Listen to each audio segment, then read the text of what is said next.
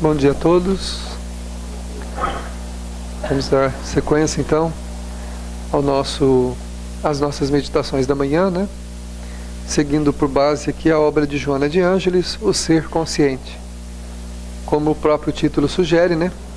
Uma tentativa da gente estar cada vez mais consciente da vida que tem e da vida que somos, né? Uma oportunidade da gente se entender um pouco mais, de criarmos condições para que através dos desafios, das experiências que nós vamos tendo, a gente entender um pouco mais a nossa vida. Como o nosso psiquismo é um psiquismo bastante pequeno ainda perto da amplitude que um dia nós vamos ter, né? E primitivo na sua expressão ainda, nós temos uma tendência muito grande a repetir experiências, a reencarnarmos e deixar que o passado influencie de tal forma o nosso presente que pouca coisa a gente mude do nosso rumo existencial, mudando apenas os cenários. Mas as ações, os sentimentos, os pensamentos, eles podem permanecer como são, sem modificação. E aí o que acontece? A vida, ela passa grande parte dela sem ser percebida por nós, e aquelas experiências que são desafios significativos do nosso crescimento, ou a gente se revolta, ou a gente se perde, ou a gente comete atitudes tresloucadas que a gente acaba perdendo a oportunidade da experiência, né? Claro que nós teremos outras e a reencarnação vai nos propiciar tantas quantas vidas forem necessárias para nós fazermos o nosso crescimento. Mas a nossa felicidade, a nossa paz, que nós tanto reclamamos e hoje tanto lamentamos, o nosso equilíbrio depende do bom êxito das nossas ações, dos desafios, de tudo aquilo que a nossa vida propiciar, né? Porque sem eles, nós permanecemos sofrendo. Se nós queremos aguardar que nas próximas vidas a gente se melhore, então nós também estamos dizendo a nós mesmos, eu estou adiando a minha felicidade. Eu não quero ser feliz agora e também não quero ser feliz no futuro próximo. Quem quer permanecer do jeito que está dizendo a si mesmo, eu estou abdicando de um futuro mais feliz, de um futuro mais em paz, de um futuro mais equilibrado, seja no campo material, seja no campo espiritual, seja no campo afetivo. Eu estou adiando, estou empurrando para longe esse momento. Porque quanto mais compreensão nós tivermos do momento que nós estivermos vivendo agora, quanto mais proveito nós tirarmos desta vida, no bom sentido, quanto mais entendermos esta vida que estamos vivenciando, quanto mais compreendermos as pessoas e as coisas que estão acontecendo conosco, mais felicidade e paz nós teremos no futuro. Porque a consequência disso é um eco que nós iremos ouvir lá na frente, né? Hoje nós estamos ouvindo o eco do quê? O eco do passado. No futuro nós vamos ouvir o eco de hoje. Então muita gente pergunta, né? Como é que eu vou estar no futuro? Como será que eu vou voltar à Terra? Como será que vai ser a minha vida? Aí os Espíritos direcionam a resposta para a gente assim, né? Verifique como você está vivendo. Como é que você está percebendo a sua vida? Como que você entende? Como que você compreende a vida que você tem? Com quais sentimentos você está se relacionando com a vida que tem? E isso quer dizer com as pessoas, com as situações, né? É eles que vão dar notícias de você, vão dar notícias nossas no futuro. Então, esses sentimentos vão conosco. Então é importante que a gente viva. Claro que nós não vamos acertar em tudo, não é possível isso, porque nós não temos experiência. Nós somos criaturas em aprendizado, nós estamos aprendendo. Mas pelo menos naquilo que já é consciente, a gente tem que ir trabalhando. Porque o que é inconsciente, o tempo vai fazer isso, nos ajudando através de experiências, né? Através de desafios que a gente vai despertando. Às vezes uma ação complicada, uma ação complexa, ela se repete por várias vezes durante a vida. E tem muita gente que diz isso. Gente, eu não aguento mais passar por isso. A pessoa diz assim, sempre me acontece isso. Ora, se uma ação está sendo trazida no tempo, por várias vezes, ela está te trazendo um recado. Ela está dizendo que tem um sentimento que precisa ser trabalhado. Alguma coisa na nossa natureza não vai bem, em relação àquele desafio que aquela proposta está nos apresentando. Então a gente tem que pensar, tem que meditar, né? E nesse sentido aqui da autocompaixão, a Joana diz assim, então, nós já vimos na semana passada, né, que a autocompaixão ela é um sentimento de inferioridade, de insegurança, ou seja, o espírito que reencarnou com fragilidades, com deficiências, por não ter conseguido realizar suas obras de maneira equilibrada, de maneira comprometida, né, no passado, mas ao contrário, comprometedora, né?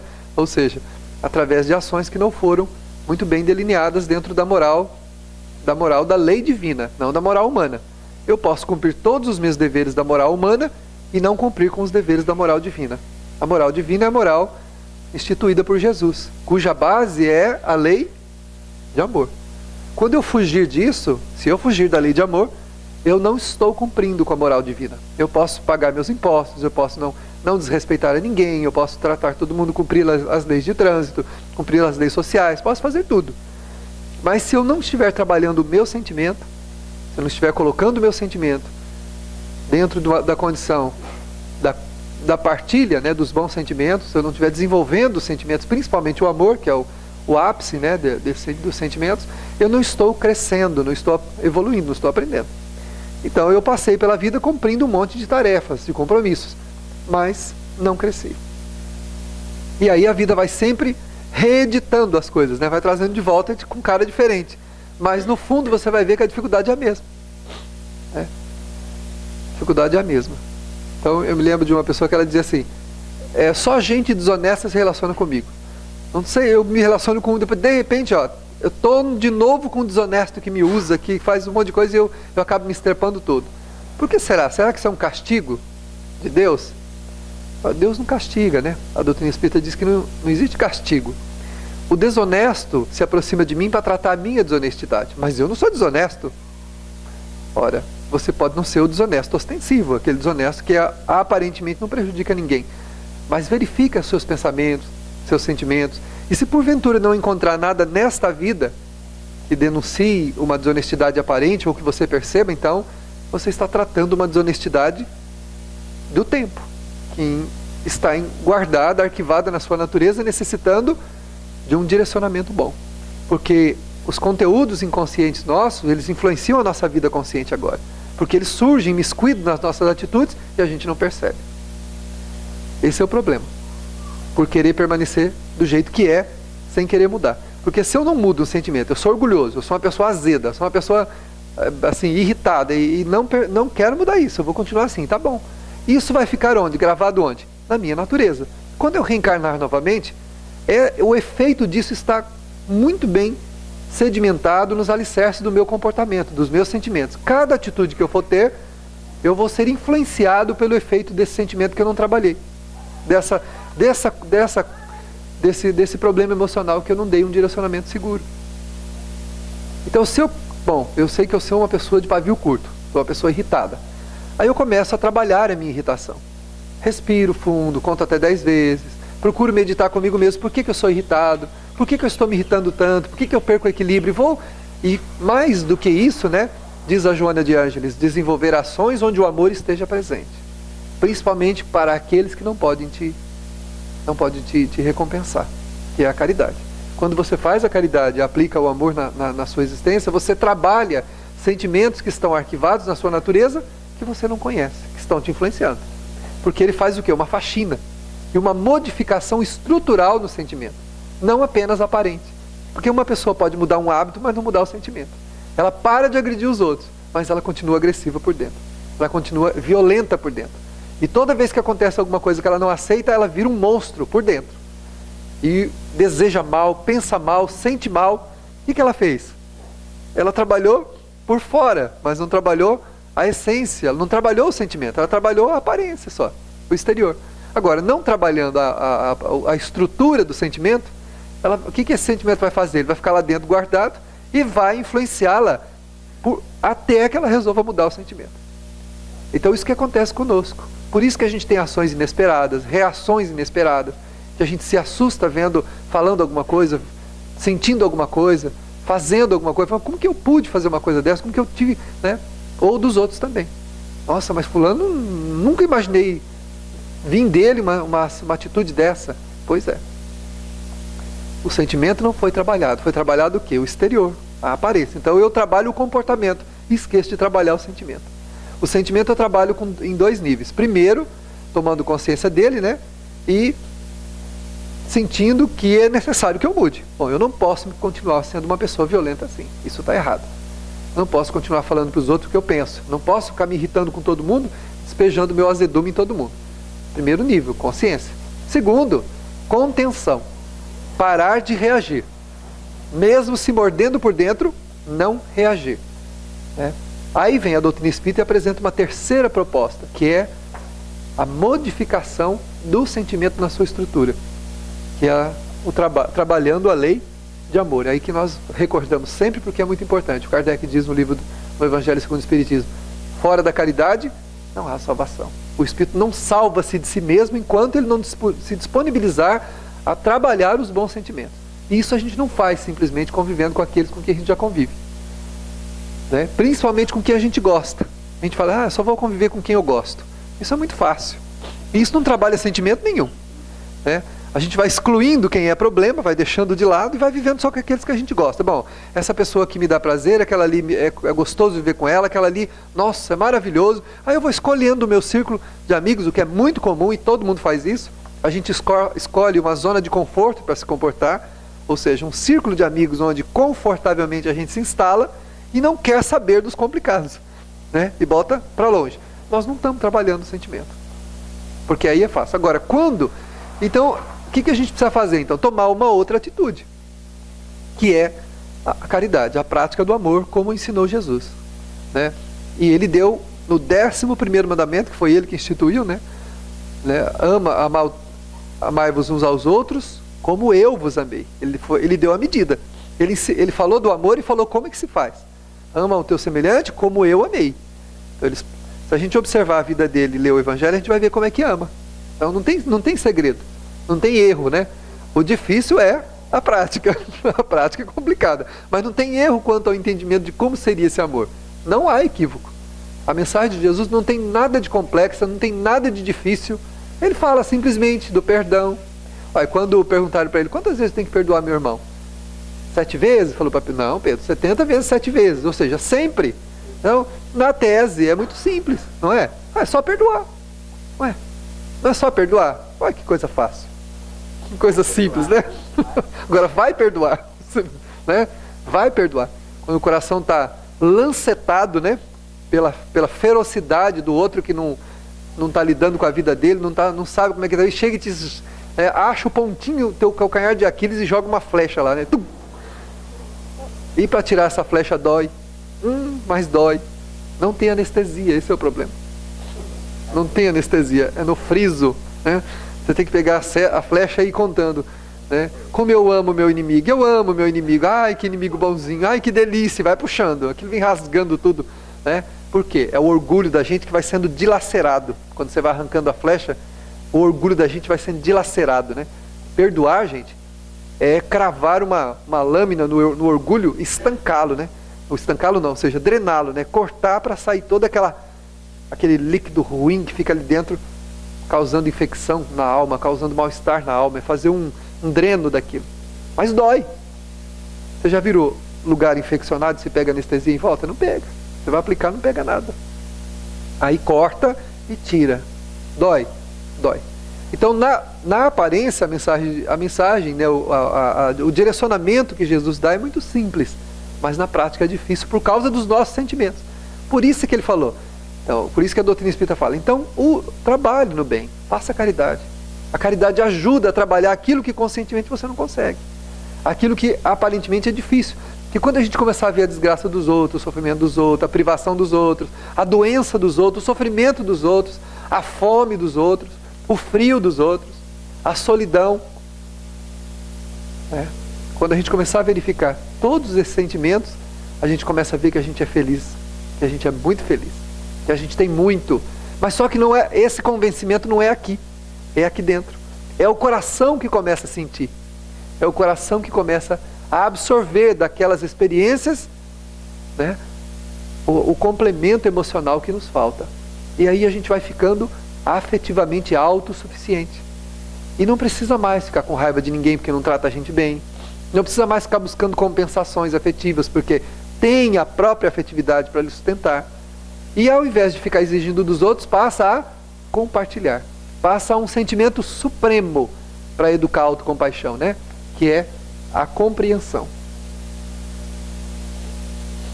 A gente passa a compreender a vida e compreender as pessoas, como elas são.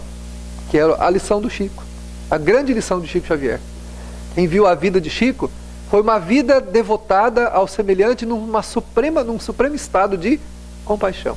Ele viveu compreendendo a tudo e a todo mundo e dando o seu melhor, que era a lição que ele sempre passava. Cabe-me aceitar os outros como são e a mim ser melhor. Então ele trabalhou para ser melhor e aceitou todo mundo como era.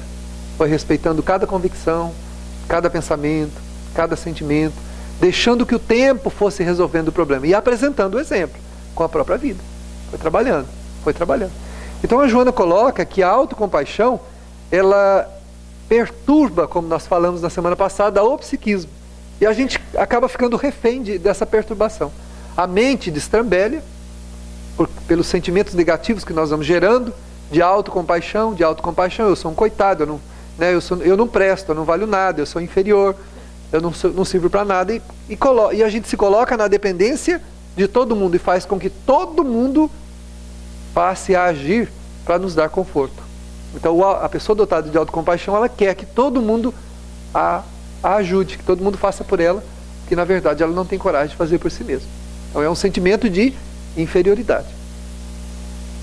Nenhum de nós é coitadinho, é inferior. Não, isso é uma conclusão que a gente chega porque não se sente frágil para lutar pela própria causa, pela própria existência. Eu não quero lutar pela minha vida e vou ficar, então, na dependência daqueles que possam me sustentar, que possam me ajudar, que possam fazer por mim.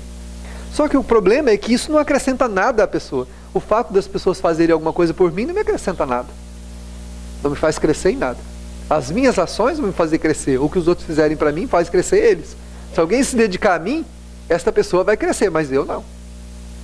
A não ser que eu aproveite o exemplo dela e mude a minha vida. Aí eu cresço. Mas se não, é benefício o quê? Para ela, para quem fez, para a pessoa que fez. E é uma das coisas que a pessoa dotada de autocompaixão vai descobrir lá no mundo espiritual. Que a sua vida foi uma vida inútil. Que ela passou uma vida na dependência dos outros e esqueceu de viver. E tudo aquilo que ela recebeu não lhe acrescentou coisa alguma. Aliás, ela ficou agora com um débito para com todos aqueles que a auxiliaram. Ela ficou devendo.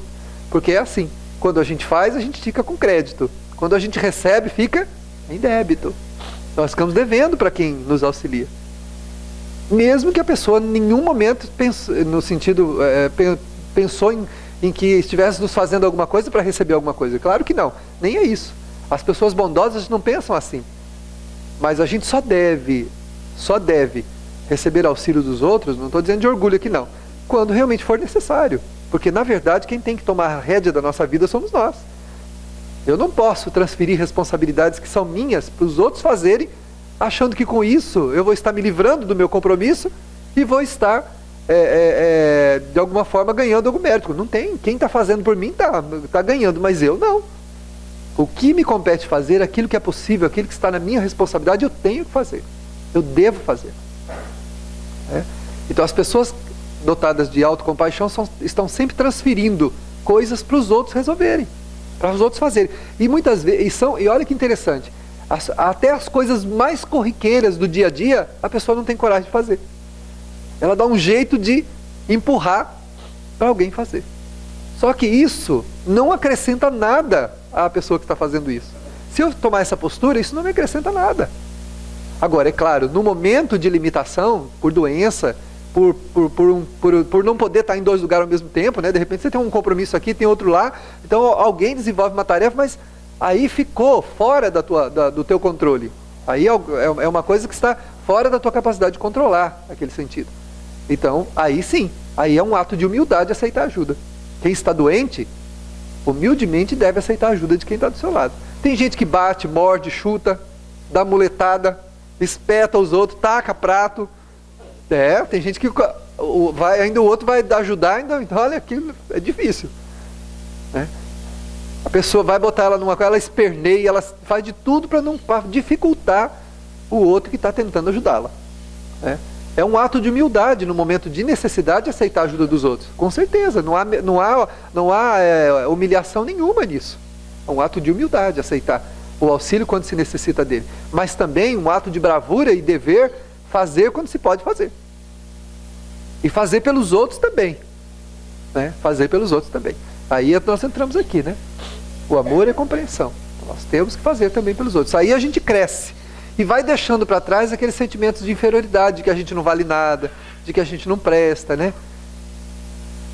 Então essa dificuldade, essa falta de interpretação correta a respeito das coisas faz a pessoa às vezes entrar nesse casulo e ficar ali dentro, escondida, achando que ela não pode, que ela não vale nada. Eu sempre digo daquela frase, né, que eu ouvi do Divaldo, que ele disse assim: mesmo entre lágrimas, prossiga. É possível prosseguir? Prossiga. As lágrimas estão descendo, mas você pode continuar, prossiga. Só para quando não tem jeito. Aí é um ato de humildade, aceitar ajuda, se a gente chegar nesse sentido, né? Então ela diz assim, que no atormentado ponto de vista, né, da autocompaixão, da situação dolorosa, a pessoa nega, a pessoa dotada de autocompaixão, ela nega o socorro. Ela dá um jeito de não receber o socorro que estão direcionando para ela, porque aí ela vai perder aquele estado de conforto aparente em que ela acredita que a sua inferioridade a colocou, que é a dependência. A pessoa se acostuma com a dependência e depois ela não quer se livrar daquilo. E quando você vai ajudar, ela não aceita ajuda, ela diz que não consegue, ela não pode, né? Então é complicado. Vocês já viram aqueles doentes que se você vai carregá-lo para o lado, ele poderia pelo menos abraçar o seu pescoço e segurar e, né, pelo menos apoiar-se sobre o corpo para que fazer um esforço para poder caminhar, porque ele pode? Não, ele fica parecendo uma geleia, né, aquelas massinhas de moldar, né, que você tem que catar aquilo, né, e carregar caindo por todos os lados, né, aquilo sai pelos braços, e não move uma palha, um músculo para facilitar que ele seja carregado de um lado para o outro. E, gente, enquanto houver um quantum de força em nós, o mínimo possível de energia, a nossa parte, que seja arrastar o pé, a gente tem que fazer. Por quê? Porque essa é a parte que nos compete, que nos diz respeito. O que não é possível, claro, aceitar ajuda é um ato de humildade. Porque senão, se nós não fizermos as nossas coisas, no futuro, o que vai nos restar? O complexo de inferioridade. É quando o espírito chega à conclusão que ele não vale nada. As experiências fracassadas, não assumidas, as responsabilidades abandonadas, a colocação na dependência dos sentimentos alheios, principalmente, sem dar nada, sem nunca fazer nada para ninguém, promove uma fraqueza de alma tão grande, tão grande, tão grande, que a pessoa não consegue mais caminhar. Aí ela cai em processos depressivos profundos, estados lamentáveis, né, de várias patologias mentais, porque ela não consegue prosseguir, atormentada pelo eco, né, dessas ações infelizes que estão gravadas na natureza dela. Então é assim que acontece conosco. Então a gente precisa lutar, fazer a nossa parte. Todo desafio que nos chega nos diz respeito. Nada vai ser apresentado para nós na existência se não diz respeito. Uma senhora uma vez, chorando, me disse assim: mas eu tenho que cuidar da minha sogra? Olha, se ela foi parar na sua mão, se ela foi parar do seu lado, né? Se ela foi parar com você, por que será? Ah, mas eu e ela, não sei lá, a gente não se dá muito bem, vai que eu mato ela. Eu falo assim, melhor não, porque pode ser que essa situação já tenha acontecido antes, né? Então, se você tem consciência desse sentimento, é um momento de fazer com piedade, com misericórdia, com compreensão, né? Por quê? Porque nada acontece por acaso. Ninguém está onde está por acaso, e nem fazendo o que está fazendo por acaso. As coisas vão se delineando, a existência vai sendo moldada, né? Para que a gente esteja no melhor momento. Claro que a vida não toma decisões por nós, mas ela nos coloca em situações para que a gente tome decisões e que a gente haja ou reaja, né? A gente é colocado. Então, se aconteceu isso, aí nós conversamos bastante, fomos explicando a lei de causa e efeito, né? Aí no final da conversa ela já estava mais propensa a pelo menos não odiar a sogra, né? Então tá bom, então eu vou cuidar dela como cuidaria de um estranho. Pois é, faça isso. Não tem problema, serve. É o primeiro passo para a aproximação, para você aproximar. Agora, a rejeição, ela denota o quê? Sentimentos antigos que estão ali, que precisam ser trabalhados. Ninguém rejeita ninguém gratuitamente. Ah, é porque ela é desse jeito, é daquele jeito. Engraçado, Outras pessoas convivem bem com ela, com esse jeito dela, de ser desse jeito, de ser daquele jeito. Por que eu não consigo? Já perceberam que as pessoas que a gente muitas vezes não aceita e desdenha, tem outras pessoas que vivem maravilhosamente bem com a pessoa, e se dão bem, e aquela pessoa não faz para aquela outra pessoa que faz para a gente. Olha que interessante. A pessoa não é daquele jeito com os outros, com a outra pessoa, mas é com a gente. Por que será? Né? Por que será, né? Olha o tamanho do ponto de interrogação. Duplo. Né? Por que será que com a gente é desse jeito? Porque a vida está dizendo que é necessário que a gente medite sobre os sentimentos que estão nos envolvendo. Que aquele momento é um momento significativo de aproximação. Talvez nesta vida a gente vai fazer por dever, para numa próxima fazer por afeto. Então nessa faz por dever. Aí se aproxima, perde aquela rusga, né? Perde aquele azedume que afastou a gente um do outro, quebra aquelas resistências, e quando a gente chega no mundo espiritual a gente fala assim, é verdade, hein? Até que ela não é tão mal assim, né? A outra fala assim também, eu achei que ela fosse me matar, ela não me matou. Pois é, então acho que ela não é tão ruim assim também. E pronto, começa a aproximação. Começa a aproximação. E aí, depois de algumas vidas, o que era um ódio, ou uma rejeição, uma aversão, passa a ser um sentimento bom. Aí passado 2, 3 existências, tá lá você segurando um bebezinho no colo, era a sogra que você odiava lá atrás. Tá lá, né? Ou você no colo dela. Tá lá, né? Abraçando e lá, e beijando, né? E meu amorzinho, né? Coisinha mais linda, anda atrás e troca a fraldinha, e limpa cocô, e limpa xixi, levanta de madrugada para dar mamadeira, e ela chora, né? Se soubesse que era a sogra com aquele sentimento anterior, forcava, né? Sufocava lá no... né? Além de me detestar, ainda fica aí chorando, né? Socava o travesseiro, né? Mas como a vida vai fazendo isso, ela vai colocando a gente junto, e vai colocando, e vai até a aproximação. E aí, para complementar, faz um ser gerado dentro do ventre do outro. Olha, não tem aproximação maior. É só fazer um ser gerado dentro do ventre do outro. Acabou. Os laços que tinha de desarranjo, ó, gruda tudo, acabou. Pronto. É assim que a lei divina faz. É o laço que mais une, né? A maternidade é ainda o laço que mais vincula. Então, é assim que funciona. Então, a gente não precisa ter preocupação, não. O tempo vai fazendo isso. Mas a gente precisa se dispor a trabalhar esse sentimento aqui, ó, de compreensão. Seja da nossa vida, né? Para a gente parar de avaliar a nossa vida como uma porcaria, como está tudo errado, como, por quê, né? Por que eu me aproximei dessa pessoa, por que eu me casei com aquele, por que eu casei com... Não, tudo está no caminho, tudo está dentro de uma programação divina, porque nada acontece por acaso. Agora, tem coisa que não dá certo, porque ninguém carrega uma caixa que tem 2 alças, uma de lá, outra de cá, para carregar sozinho, né? Se o outro botar no chão, não tem jeito de você carregar. Você vai ter que soltar a sua parte também, e um dia vão chegar os dois lá, chegar lá, e agora, o que a gente faz com isso? Né? Pois é, então a gente vai ter que rever posturas, depois ver o que vai fazer, como é que vai resolver aquela problemática. É mais ou menos assim que funciona. Se um largar, não tem jeito, mas a tua parte, por enquanto, mantenha bem segura. Né?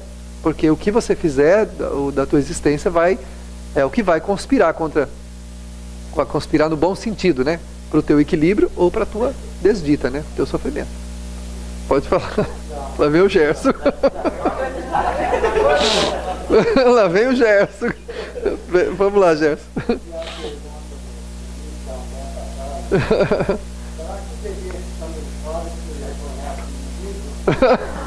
Em muitos casos pode ser, viu, Gerson? Tem bebê que chuta na barriga da mãe para todo lado. Fala, eu quero sair daqui, me tira daqui, né?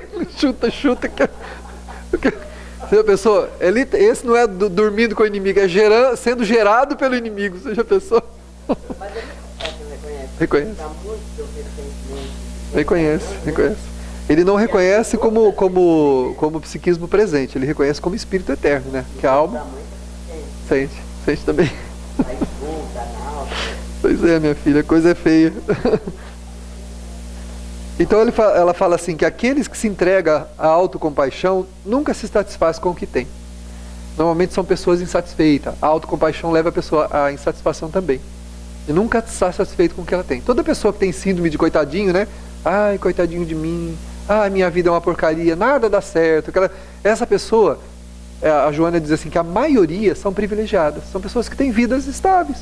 Vidas normais, vidas com certo conforto. Inclusive pessoas à volta que cuidam, que fazem alguma coisa por ela. Mas ela é a única que não faz nada por ela mesma. O problema da autocompaixão é que a própria pessoa não se ama. Então ela não faz nada por ela mesma. Todo mundo faz, e ela não faz. E o fato de eu não fazer nada pela minha vida é o que me torna infeliz. Não é de ninguém fazer nada por mim. Esse é o problema. A gente acha que é infeliz porque não tem aquela pessoa que ama a gente do jeito que a gente gostaria de ser amado, que não tem quem faça como a gente gostaria que fosse feito, que não tem... Mas não é isso. O problema da infelicidade é a falta de amor da gente pela gente mesma. Porque a pessoa que se ama, ela faz tudo que ela pode por si mesma. Ela trabalha os seus estados emocionais, ela faz o bem, ela se preocupa em transformar o seu sentimento em um sentimento onde as pessoas possam se abrigar. E não querer ficar se abrigando no sentimento dos outros. Eu vou me casar com você para ser feliz. Ih, já começou tudo errado. Já começou tudo errado. Quem foi que te disse que aquela pessoa pode te dar felicidade? Olha, vamos compartilhar uma vida para a gente ser feliz. Diferente. Vamos compartilhar uma vida para que juntos a gente possa ser feliz. Aí sim, os dois vão compartilhar. Agora, casar porque o outro vai fazer ela feliz, isso aí não vai dar certo. A história tem demonstrado, aí os inúmeros casos que essa história não funciona. Primeiro porque a maioria dos móveis que faz as pessoas se ligarem umas às outras são interesses, não são afetos reais. Ou é a beleza, ou é a sensualidade, ou é posição social, ou é dinheiro, posição intelectiva. Tem um monte de interesse para não ficar sozinho. Tem gente que fala assim, acho que eu vou me casar porque eu não gosto de ficar sozinho. Não der certo eu largo. Mas ninguém larga só por largar, A gente quando larga, tudo bem. Só que tem uma série de sequelas que vai ficando ali. Melhor ficar junto, se puder. Melhor, A doutrina espírita diz que ninguém está incondicionalmente amarrado ou acorrentado a ninguém. Está lá no Evangelho segundo o Espiritismo, capítulo sobre o divórcio. Mas o melhor é que a gente permaneça no compromisso que fez. Por quê? Porque é um compromisso adiado. Que a gente vai sentar do lado daquela caixa lá, e falar, o que nós vamos fazer com isso agora? A gente soltou as alças, E agora? Como é que nós vamos resolver isso? Se puder, melhor que fique. Se não puder, claro, ninguém está acorrentado a ninguém. Se a pessoa está se violentando, está violentando o outro, não tem sentido, porque aí não há crescimento, porque pior do que a separação é você passar a odiar o outro. O ódio é muito pior. Porque se você odiar aí para reconquistar depois, para transformar esse ódio em amor outra vez, como é que faz? Aí tem chão, Então vamos lá. Aí ela coloca aqui que os grandes vitoriosos do mundo lutaram para romper limites e não nasceram fortes. Nasceram com limitações. A maioria, se você perceber, das pessoas que foram boas, que fizeram obras fantásticas, não eram pessoas fortes, com poder, com muita coisa. Aliás, os homens que foram fortes, que tiveram poder, pouca coisa fizeram. Fizeram muita coisa por eles mesmos, mas pelos outros não. Acabaram, muitos tiveram enriquecimento ilícitos, principalmente de poder político, poder econômico, Outros se aproveitaram de multidões de pessoas para ganhar alguma coisa, para conduzir interesses próprios. Agora, a gente pega uma Madre Teresa de Calcutá, que não tinha nada. Uma criaturinha desse tamanhozinho assim, frágilzinha. A Irmã Dulce lá na Bahia, frágilzinha com meio pulmão. A outra parte não funcionava. Construiu a obra que ela construiu lá para deficientes, lá naquele hospital na Bahia. Pega o Chico, Francisco de Assis, vamos pegando na história, a gente vai... Nenhum deles eram dotados de força, de alguém que tivesse alguma coisa especial. Nenhum deles. Ao contrário, eram pessoas aparentemente frágeis. Tinham seus limites, mas aceitaram os desafios e fizeram tudo o que puderam fazer. Tudo o que podiam fazer. Olha que interessante. Se na fragilidade deles, fazendo o que eles podiam fazer, fizeram o que fizeram, e a gente que é muito mais forte? Muitas vezes tem muito mais saúde, tem muito mais condição financeira, porque eles não tinham nada. Nenhum deles tinha coisa nenhuma. 1 centavo, que era propriamente deles. E fizeram o que fizeram. O Chico vivia com uma aposentadoriazinha lá. Mas olha a obra que ele movimentou em torno dele, Tanto na obra da caridade, quanto na obra dos livros, do auxílio a tanta gente. Não sei de onde aparecia tanto dinheiro, que ele botava dinheiro nos bolsos e ia dando. Tirava um para um, discretamente dava uma moedinha para o outro, dava um dinheirinho para o outro, e ia passando. Quer dizer, é a multiplicação dos dons, Os dons da pessoa, não são dons materiais. Ele multiplicava o quê? O amor. O amor é um sentimento que quanto mais se dá, mais se tem. Ele é ilimitado, né? Agora, amar como ele amou é amar como Jesus amou. Amar com a entrega da vida. Quem pode duvidar que o Chico entregou a sua vida, né, pelo Evangelho? Quem pode duvidar disso? Não pode. Mesmo quando trabalhava ainda profissionalmente para auxiliar a família, ele psicografava até 3, 4 horas da manhã, de madrugada, atendia as pessoas até altas horas da noite, tinha as atividades dele, quer dizer, e depois recebendo milhares e milhares e milhares de mães, de pais, de irmãos, de esposas, de maridos, que iam buscar notícias dos desencarnados. Quantas cartas de consolo, né? Mais de 500 livros psicografados, quantas cartas de consolo recebidas por ele. Quer dizer, onde ele arrumou tempo para tudo isso? Se a gente não consegue fazer as tarefas corriqueiras do nosso dia a dia, a gente se atrapalha com a nossa agenda, que é infinitamente menor que a dele. Porque a nossa tem puramente interesses materiais. A gente sobra para a nossa atividade espiritual um tempo restritozinho e acha que é muito. Muitos de nós achamos que às vezes 1 hora, como essa que nós estamos tendo aqui, é 1 hora perdida. É 1 hora perdida. Nós estamos fazendo uma reflexão de alma. Nós estamos fazendo aqui uma conscientização que pode livrar a gente de condicionamentos seculares. Coisas que estão dentro da alma da gente que até hoje a gente não pensou neles. E que ao ouvir e ao meditar sobre eles, vai mudar significativamente a nossa vida. A gente acha que isso é uma perda de tempo. Escolher um dia da semana para trabalhar na caridade, auxiliar na sopa, visitar os doentes, ensinar gestantes carentes, né? Que uma casa tem aqui uma atividade com gestantes carentes, precoce, essas meninas que se engravidam, ensinar, dar orientação para não reincidir, né? Para não entrar nesse processo outra vez, e ainda auxiliar com enxoval, com um monte de coisa que para elas, o que para nós é nada, para eles é tudo, que elas não têm nada. Pegar essas mães, né, que as mães assistidas, trazer para cá, ou para um lugar que seja qualquer, para auxiliar, para orientar, para ensinar a fazer alguma coisa que possa trazer um pouquinho de renda à família. Quer dizer, tirar 1 hora, um tempinho para fazer isso tudo, para a gente é uma coisa absurda, né? Na nossa pequena agenda, encontrar um tempo para isso, para a nossa atividade espiritual, a gente acha um absurdo. Essas pessoas eram o contrário. A atividade espiritual era praticamente a agenda deles, com alguma coisa para si mesmos, umas 2 linhas lá para si mesmos, para atividade material. O resto era para a sua vida espiritual. Agora, um espírito desse, ao deixar a Terra, faz o quê? Ascende rapidamente a regiões de trabalho e de bem-estar do mundo espiritual. Porque um espírito desse não vai ficar ocioso do outro lado. Vai continuar trabalhando. Enquanto que muitos de nós, ao desencarnarmos, acordamos o quê? Dentro da perturbação da vida que a gente criou. O nosso psiquismo, referto de experiências ruins, de condicionamentos, de ideias ruins, de perturbações, cria uma situação profundamente constrangedora do outro lado, onde a gente se vê no meio dela. Acorda do outro lado, eu estou no inferno. Não, meu filho, você está dentro de você mesmo. Mas que são essas imagens? Imagens da sua alma, criatura. Imagens do seu psiquismo. Coisas que você guardou a vida inteira, seus ódios, seus ressentimentos, suas mágoas, né? A sua falta de tempo para cuidar da sua vida espiritual. É isso que aí a gente acorda dentro e fica perguntando, mas o que está acontecendo comigo? Eu estou no inferno? Está nada. Está dentro de você mesmo. Está na sua natureza. Porque o inferno e o céu é o quê? Um estado de alma. O espírito ascende ou descende de acordo com a condição interior que possui. Então a gente acorda no mundo espiritual dentro do próprio psiquismo, irradiando o quê? O que está por dentro. Então a ambiência em torno de nós lá é o quê? É o que está dentro de nós. Então é importante que a gente pense sobre isso, né?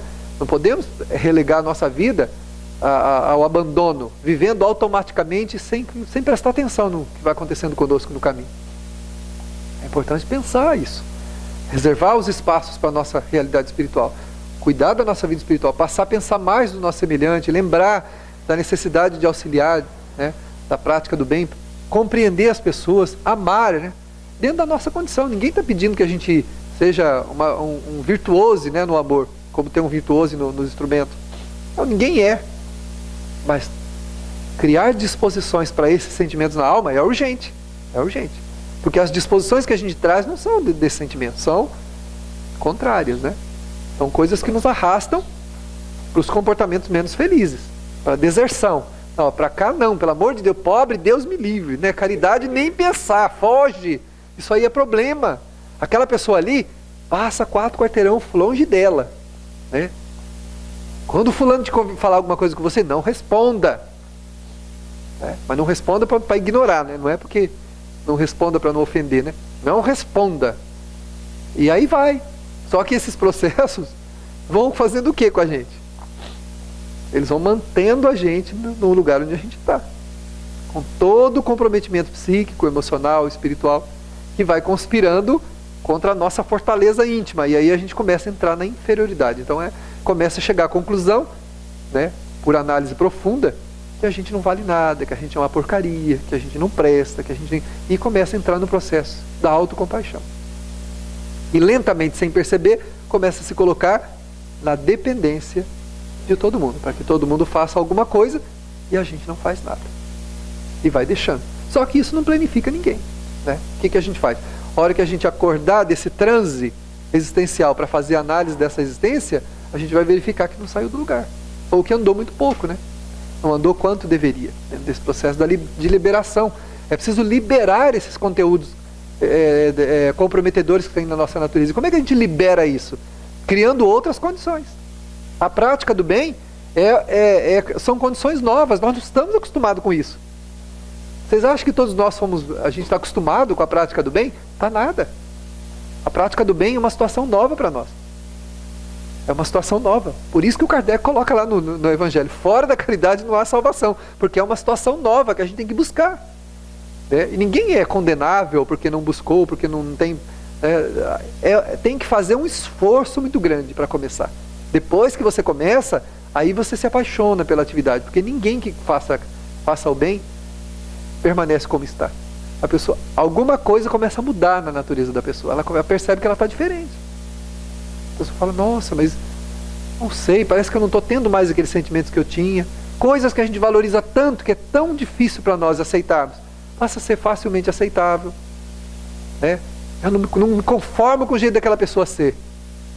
Claro que eu não me conformo, porque aquela pessoa tem relação comigo e está me deixando numa zona de desconforto para eu conviver com ela. Por isso que eu não me conformo.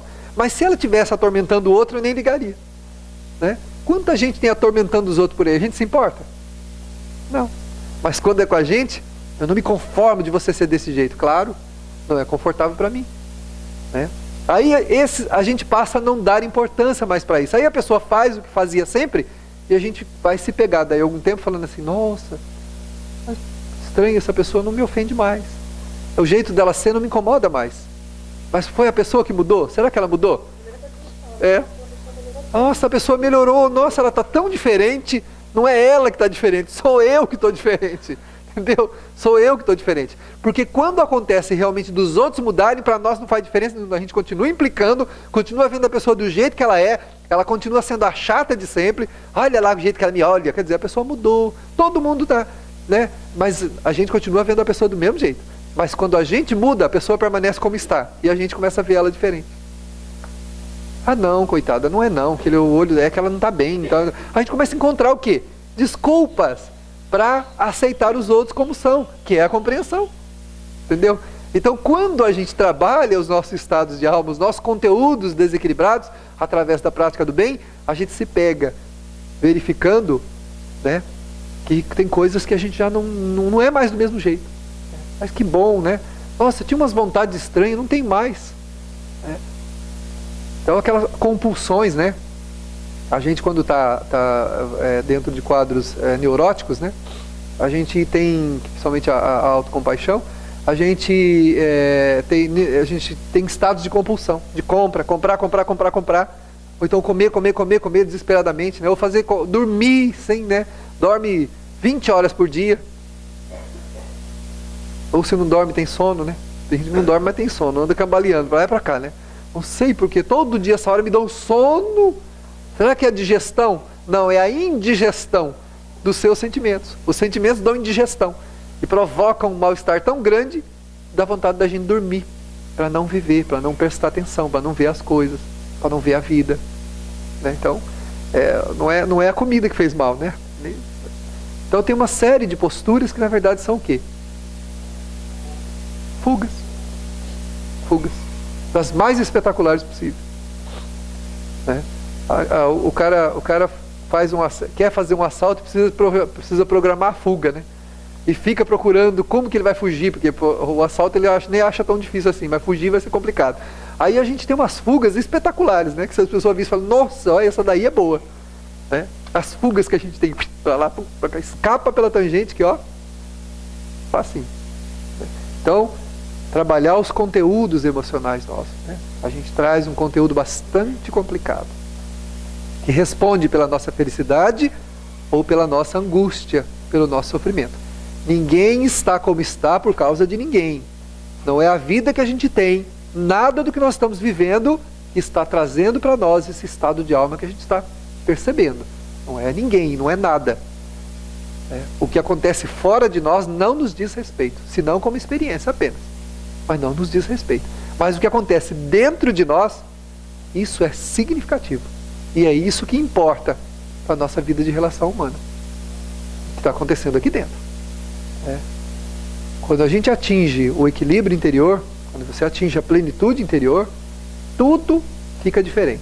A visão de coisas que a gente achava significativa não são mais. E onde não tinha solução, a gente encontra uma solução. Onde não tinha saída, a gente encontra uma saída. E assim vai. Porque tudo que acontece conosco é o que está acontecendo na nossa vida, é o que está dentro de nós. Então a gente tem que prestar atenção nisso. Senão... Então a Joana vai apresentando aqui uns personagens da história, né? Vários deles aqui, Roosevelt, né? Newton, o poeta cego, né? E assim vai. Todos que venceram estados bastante complicados de limitação física, mas venceram porque tinham alguma coisa por dentro. Que eles botaram para fora e isso planificou a vida deles, apesar de não ter fora, né? Não ter aqui na vida material nada que pudesse justificar um sucesso onde eles tiveram sucesso. Então ela fala aqui, imagina Milton, o poeta cego, prosseguiu escrevendo excelentes poemas, ao invés de lamentar-se. Imagina um cego escrever. Eu conheci na cidade do Rio de Janeiro, quando dos feirões espíritas que a gente ia todo ano, uma psicóloga, uma psicoterapeuta, que é a cega. Ela fez o curso de psicologia, era psicoterapeuta, em Braille, e ela era professora de uma universidade, dava aula numa universidade, cega, de uma percepção infinita. É uma pessoa assim, fantástica. A gente estava sentado esperando para entrar na salinha de fluidoterapia, e casada, viu? Casada também, tem filhos. A gente estava sentado assim, ela sentou do meu lado, estava sentada do meu lado, e eu estava ansioso, né, olhando para a porta, porque eu estava achando que eu não ia entrar, porque os outros, um monte de gente já estava entrando. Eu falei assim, não vai sobrar vaga para mim, né? E eu cruzei a perna para a direita. Tá bom. Depois eu cruzei para a esquerda. Depois eu me sentei e ela do meu lado. Aí um pouco ela falou assim para mim, Davi, por que você está inquieto? Eu falei assim, mas como você sabe que eu estou inquieto? Ela falou, você cruzou as pernas 4 vezes e se movimentou para frente e para trás 2 vezes. Aí eu falei, mas você não está me vendo, como que você percebeu isso? Ela falou, pois é, isso é que falta em vocês que enxergam. Prestar atenção, vocês não prestam atenção nem no que estão fazendo. Eu, por não enxergar a vida material que vocês observam, vejo muito mais do que vocês. Porque eu presto atenção nas minúcias. Os sons, para mim, eles são uma linguagem. Os movimentos, né? O som, a brisa, tudo para mim, é uma linguagem que eu decodifico. Eu mesmo havia percebido que eu estava inquieto, mudando para lá e para cá. E ela disse, você movimentou a perna tantas vezes para a direita, tantas vezes para a esquerda, afastou-se e virou para frente. Fez para frente. Quer dizer, olha só. Então qual é o limite, né, que detém a gente? Nenhum. Só o limite que a gente estabelece para a gente mesmo. Não, eu não consigo fazer tal coisa. Não consegue mesmo. Eu não aguento mais você. Então não vai aguentar mesmo. Não suporto mais essa vida que eu tenho. Não vai suportar mesmo. Então essas sentenças que a gente mesmo se dá é o reconhecimento do fracasso. Isso é autopiedade, autocompaixão. É como se a gente dissesse para a pessoa assim, eu não tenho capacidade, eu sou um coitado. Eu não tenho condição nenhuma de prosseguir com a minha vida. Aí a gente vai cada vez mais entrando no buraco. Eu não posso, eu não consigo, eu não vou, e vai afundando. E vai afundando. E aí começa o que ele fala aqui, ela diz assim, que normalmente a pessoa que tem autocompaixão não percebe os problemas dos outros. Está tão voltada só para os estados emocionais dela, que tem pessoas sofrendo à volta delas, não importa. E quando isso se relaciona, por exemplo, a mães que se sacrificam por filhos, a mãe está passando por dificuldades, e o filho não enxerga. Desde que ela faça a vontade dele, o que acontece com ela não interessa. Então são indiferentes e frios com os problemas dos outros. São exagerados em exaltar a própria fraqueza, mas são profundamente frios com o sentimento dos outros. Olha só uma das deficiências graves da autocompaixão. A pessoa se torna insensível ao problema dos outros. Isso acontece muito com mães e filhos, mães e pais e filhos. Mães que morrem de trabalhar para dar conforto para os filhos que não fazem nada. E ele ainda acha que a mãe não faz nada por ele. Você não faz nada por mim. Você não me ajuda. Quantas vezes já ouvi isso de filhos que... de filhos que recebem tudo em sacrifícios dos pais e depois ainda diz, você não me ajuda, você não faz nada por mim. Não, meu filho, quem não está fazendo nada por você é você mesmo. E isso vai te custar muito caro, porque esse sacrifício que a sua mãe está fazendo por você, ou o seu pai está fazendo por você, vai acrescentar crescimento em quem? Neles, que vão ter cumprido com a sua missão de pai e de mãe. E agora, você vai ter dois problemas: o de não ter crescido e ter que lutar para o seu próprio crescimento, e o débito de devolver em moedas com juros bem altos a exploração que você fez dos seus pais indevidamente. Ou não precisa ser só pais e mães, né? Pessoas que vivem na dependência dos outros. Você vai devolver em juros altos sobre isso, porque o leso afetivo tem um preço muito alto. A pessoa limita a vida do outro, ela lesa o outro, no sentido de querer e receber mais do que deve, do que pode. Então, por isso que eu disse no início, todos temos que fazer alguma coisa pela nossa vida. Ninguém pode ficar esperando que todo mundo faça por mim e eu não faço nada. Eu tenho que fazer alguma coisa, a não ser que eu esteja impossibilitado de fazê-lo. Aí aceitar é um ato de humildade. Aceitar, não exigir. Há quem não pode, está na dependência dos outros e ainda exige. Eu não quero essa porcaria. Você tem que me dar uma coisa melhor. Olha só as complicações que a gente fica. É muito complicado. Por isso que a gente precisa pensar. A gente tem que fazer alguma coisa por nós mesmos. E na impossibilidade de fazer, ser humilde para receber dos outros e motivando a vida dos outros. Motivando, sendo exemplo de compreensão, de resignação. Tem pessoas que ensinam muito mais acamadas do que muita gente circulando. A gente já foi visitar doentes na cama, que a gente volta de lá com vontade de trabalhar a semana inteira feliz, reconfortado, fortalecido.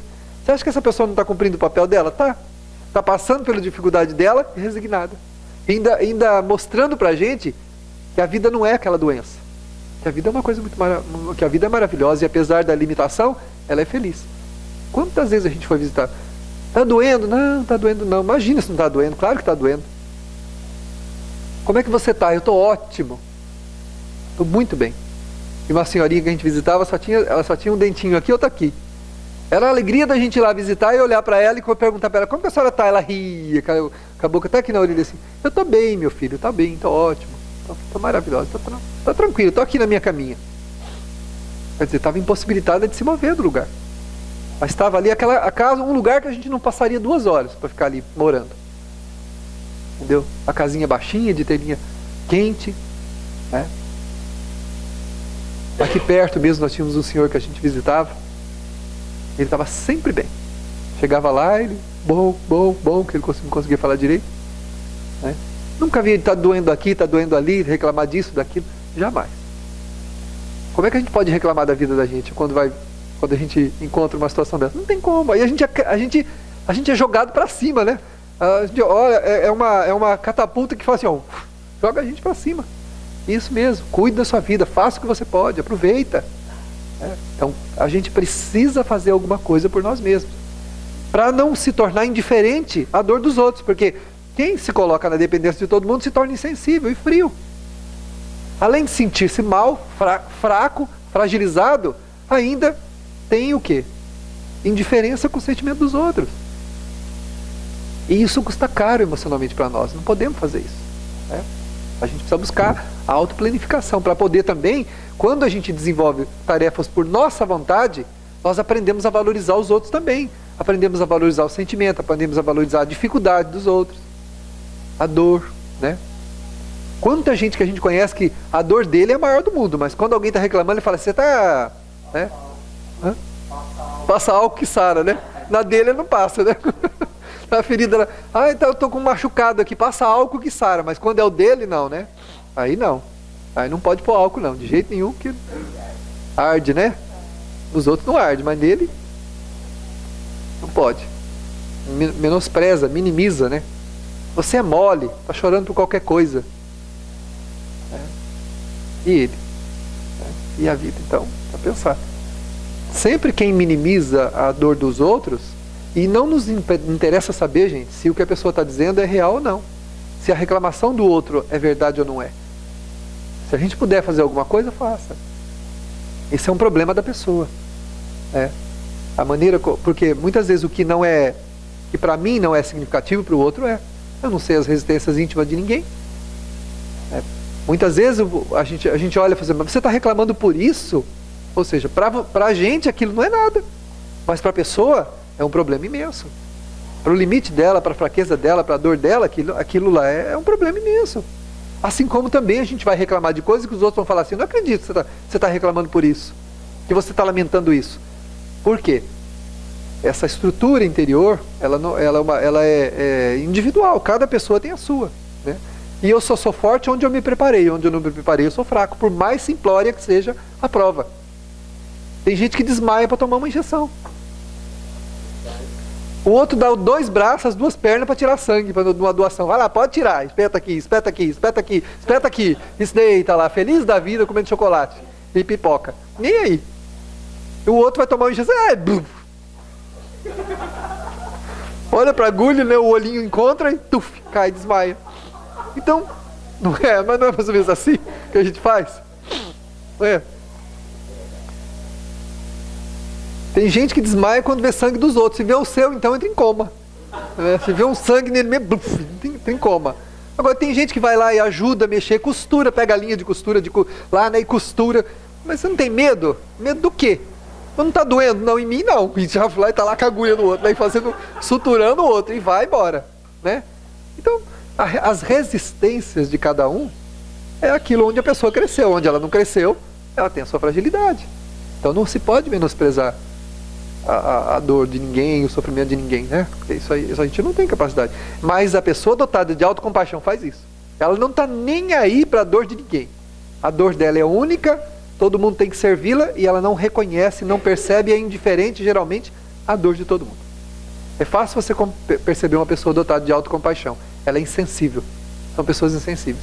A maioria tem tudo, não lhe faltam nada, e são insensíveis. São pessoas voltadas só para os seus próprios interesses. Por isso é que nós colocamos naquele dia, para a gente fazer uma meditação, né? Pensar todo dia. Pedir a Jesus de manhã e pedir, ó, Senhor, eu quero que meu dia seja plenamente consciente. Eu quero ter consciência de tudo o que acontece comigo. Eu quero perceber todas as nuances do meu pensamento, do meu sentimento, das minhas atitudes. Quando a gente fala isso em oração de manhã, quando se levanta, o dia transcorre mais consciente para nós. A gente percebe mais o que está falando, percebe mais o que está pensando, percebe mais o que está sentindo. Não fica no piloto automático, né? Como eu coloquei na palestra outro dia, né? A gente pega o controlezinho remoto, vira para a testa de manhã, aperta o botão e sai. E aí as coisas, elas caminham sem nexo para nós. Peça a Jesus para sentir a sua vida, para perceber a tua vida. De manhã, primeira coisa que você faz: Senhor Jesus, eu não quero que o meu dia passe em branco. Eu não quero me tornar uma pessoa autômata. Eu quero pensar, eu quero sentir, eu quero perceber o que eu estou pensando, sentindo e agindo. Me ajuda a fazer isso. Qualquer pensamento que você tiver, qualquer atitude que você tiver, no dia, a tua consciência vai te avisar a respeito. Olha, cuidado com esse sentimento. Ele é bom? Ele é ruim? Você vai ter um pensamento e ele fala, olha, esse pensamento é bom? Esse pensamento é ruim? Você vai passar a ser uma pessoa muito mais consciente. Consequentemente, vai poder corrigir as distorções, né? Alguém falou alguma coisa?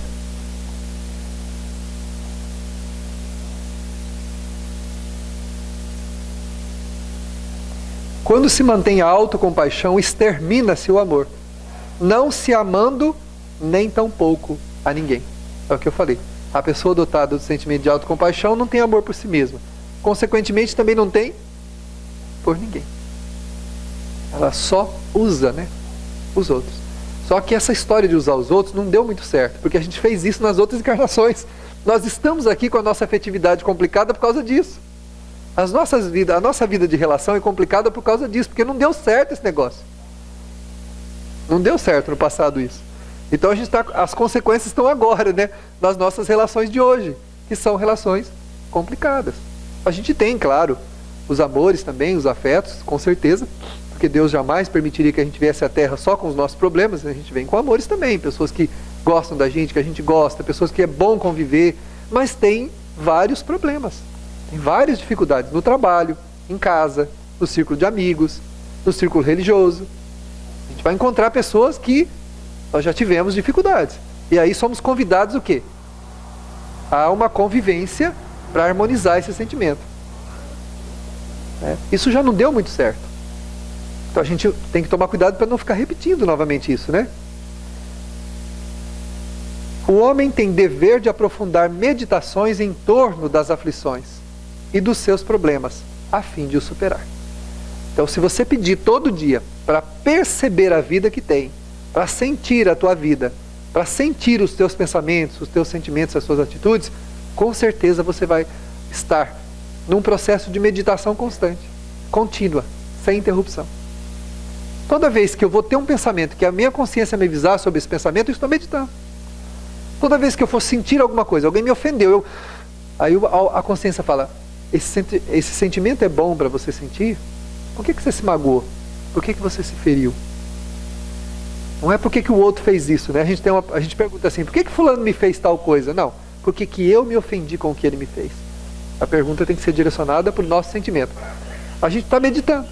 Nós estamos fazendo uma meditação contínua. Porque tem muita gente que acredita que meditar é sentar em posição de lótus, né? Cruzar as pernas, fechar o olho e ficar recitando um mantra, né? Pode até fazer isso, mas não é isso que vai te dar consciência. Isso vai só acalmar. A meditação contemplativa, ela apenas te dá o quê? Tranquilidade. Isso você pode fazer sem precisar cruzar as pernas. Você pode sentar num lugar tranquilo e ficar olhando a natureza. Isso chama meditação contemplativa. Contemplar um lago, contemplar uma mata, contemplar flores, os animais, as pessoas. Tem gente que teve uma entrevista na Praça da Sé algum tempo atrás, e entrevistaram uma senhorinha que estava lá sentada, e o cara falou que percebeu que eles ficaram filmando os hábitos da praça, né? Que aquela mulher todo dia, num determinado horário, ela ia lá e sentava lá e ficava olhando para todo lado. Aí perguntaram para ela, mas o que a senhora faz aqui? Ela, eu estou meditando, mas eu estou vendo a senhora que a senhora é curiosa, ficou olhando as coisas. Pois é, meu filho, eu estou meditando, eu estou vendo, eu estou prestando atenção nas pessoas. E se você ficasse aqui, olha, passa cada tipo por aqui. Eu falei, olha, cada um, eu já vi, ela falou assim, né? De hippie a não sei o quê. Ela falou assim, passa de tudo por aqui. Ou seja, contemplação. Ela está sem julgar, contemplando, vendo os tipos de pessoas que passam por ali. O ser humano, né? Quanta gente diferente que passa, que diversidade. E a senhora gosta? Ela, vixe, é o melhor momento do dia para mim. Ela gosta de ficar lá, aquelas horinhas tomando o solzinho dela, contemplando. Então, essa é a meditação contemplativa. Sabe o que a meditação contemplativa faz? Acalma a gente, tranquiliza. Mas ela não dá consciência, não dá autoconsciência. A autoconsciência a gente adquire revisando os nossos pensamentos e o nosso sentimento. Pensamento, sentimento e atitude. Os três, quando nós passamos a revisá-los, né, pedindo a Deus, a Jesus cedo, que a gente consiga prestar atenção neles durante o dia, aí a gente consegue direcionar a nossa vida melhor. Porque essa é a meditação mesmo. O que é meditar? Pensar a respeito. Então a gente passa a pensar a respeito dos próprios pensamentos, passa a pensar a respeito dos sentimentos e passa a pensar a respeito das atitudes. Essa meditação chamada pelos Espíritos de meditação ativa. A outra é contemplativa. A contemplativa acalma. E a gente precisa de vez em quando, se estiver ansioso, né, parar num lugar tranquilo, observar algo, né, tirar a atenção do problema e fixar em alguma outra coisa. Vai numa creche, né, vai ver as crianças brincarem, vai observar cada rostinho, cada olhinho, cada gesto. Você vai verificar as particularidades do comportamento humano, né? De cada sentimento ali já se manifestando desde pequenininho. Tem tanta coisa que a gente pode utilizar como meditação contemplativa para acalmar, para relaxar. Agora, para mudar a vida mesmo, aí tem que ser ativa. É aquela onde me coloco em auto-observação. Mas para isso eu tenho que pedir ajuda. Porque ninguém faz isso sozinho, conscientemente. A gente não consegue. Você fala, hoje eu vou prestar atenção na minha vida. Vai nada. 2 horas depois não sabe nem quem é mais, nem o que está fazendo. Está fazendo tudo no piloto automático, né? Agora, peça a Jesus de manhã na sua oração. Senhor, eu quero que o Senhor me ajude. Eu preciso que o Senhor me ajude a prestar atenção na minha vida. Aí a autocompaixão, ó, vai embora. Porque a gente percebe que a vida é uma bênção. Viver é maravilhoso. Conviver com as pessoas, independente do comportamento delas, da forma como elas se expressam, é maravilhoso. E tudo que eu sinto a respeito delas não é por causa delas, é por minha própria causa. Se essa convivência não está boa, não é por causa delas, é por minha própria causa. Sou eu que não estou bem. Sou eu que tenho que trabalhar o meu sentimento. Não estou dizendo que a pessoa está certa em fazer o que ela está fazendo. De repente a pessoa faz uma coisa absurda. Realmente, é uma coisa... Mas o Evangelho diz, tem uma frase do Evangelho que diz assim, não é interditada a defesa, mas a vingança sim. Então você pode até dizer que não concorda, que aquilo não está certo, que a pessoa tem que fazer de outra forma, mas não pode sentir nada de ruim. Ou seja, a ofensa não pode chegar.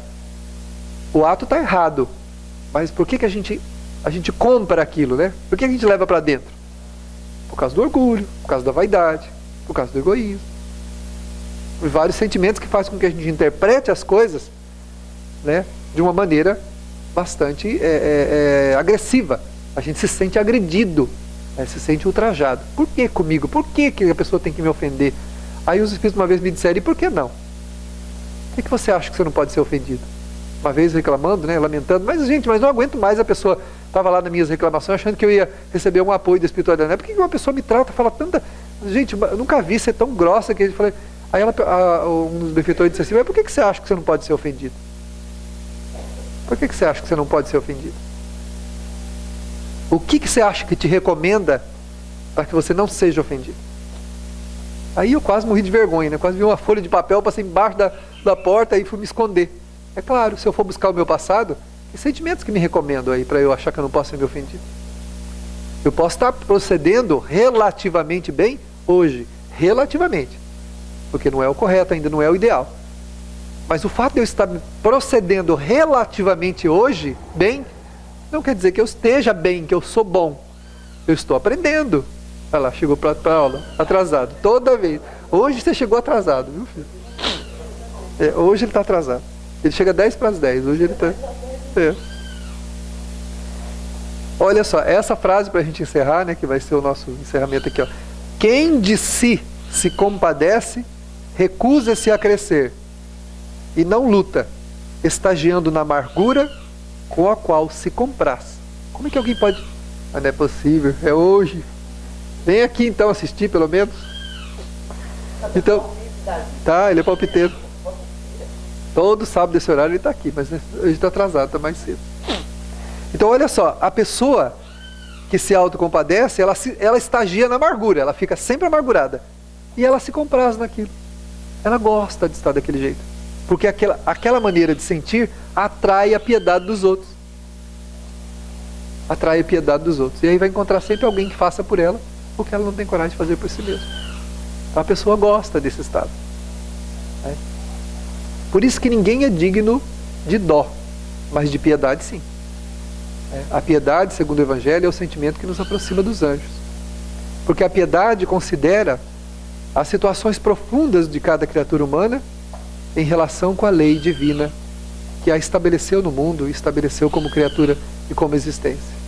O sentimento profundo de cada um de nós foi trabalhado e anunciado há inúmeras encarnações, através da aceitação ou da rejeição dos desafios que nos colocaram na direção e no rumo que nós necessitávamos naquele momento.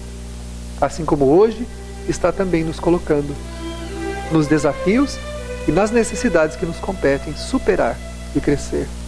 Cada espírito é a elaboração de si mesmo, através das múltiplas experiências a que se submeteu.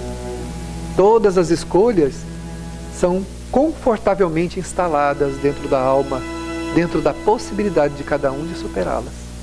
Se não as superamos, é porque nos falta uma coragem moral, A coragem moral é a coragem do bem que devemos instalar quando nos preocupamos com nossos semelhantes, quando diminuímos a dor dos aflitos, quando visitamos os doentes, quando damos alimento àquele que morre de fome, mas quando também damos a palavra soerguedora àquele que se chafurdou nos pântanos do sofrimento e das próprias ilusões.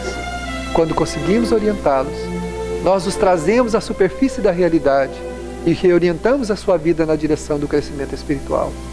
Nesse sentido, crescemos também. Sejamos nós, então, a oferecermos o elixir da vida àqueles que a perderam e que perambulam na situação de zumbis, sem se aperceberem dos próprios desafios existenciais a que estão submetidos, tanto quanto nós estamos.